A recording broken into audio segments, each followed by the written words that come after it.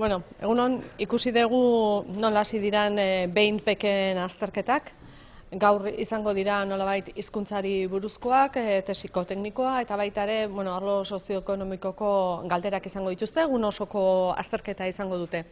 Nolabait aipatu, ia 35 urte direla behin-beka hauen deialdiak hasi zirela, eta urte hauetan 800 pertsona baino gehiago formatu dira, eta dagoeneko lan munduan daude Euskadiko enpresetan gehienak.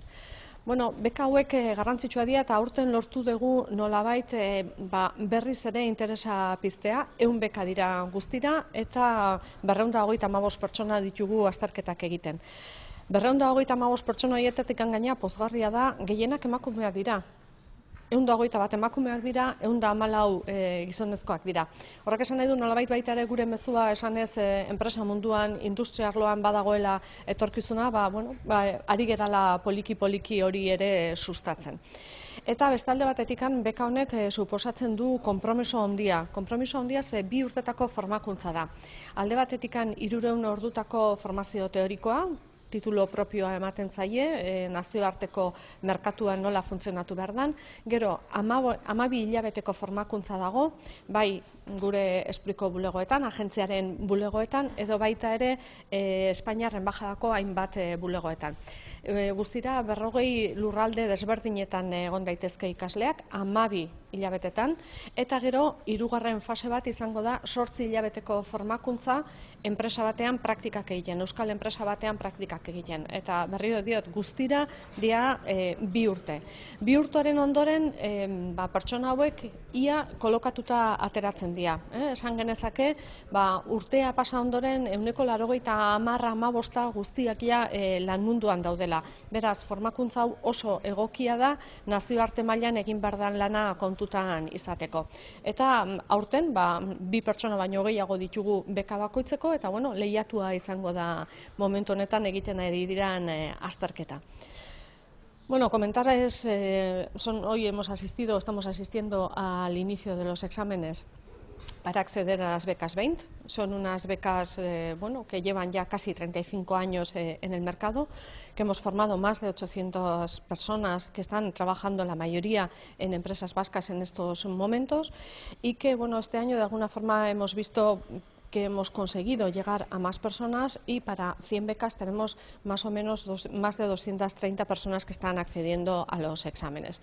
Señalar que entre estas personas, además, la mayoría son mujeres, hay 121 mujeres frente a 114 hombres. Luego parece que está calando ese mensaje de que en el mundo industrial hay futuro, que hay empleo y que hay empleo de calidad. Y en este caso, lo estamos viendo con estos exámenes.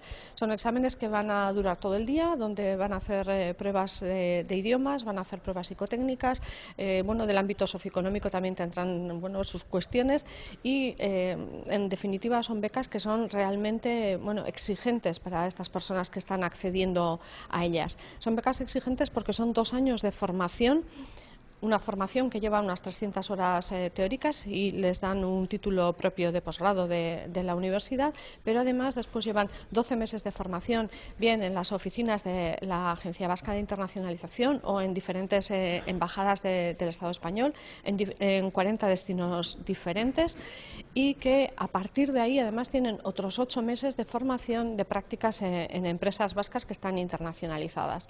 Son realmente, eso, exigen un compromiso importante, pero la formación también es relevante.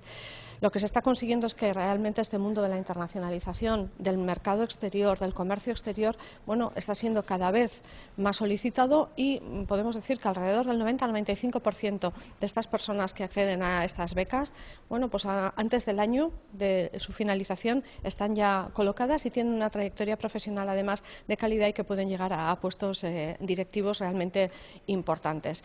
Para nosotros es un día, desde luego, de especial relevancia, no tanto por esa trayectoria tan importante que ha tenido la beca, sino porque de alguna forma se ha relanzado y estamos consiguiendo llegar a esas personas que nuestras empresas necesitan cada vez más. Cada vez están más internacionalizadas, tanto las grandes como las medianas, y requieren de personas que sean expertas en cómo hacer frente a diferentes mercados.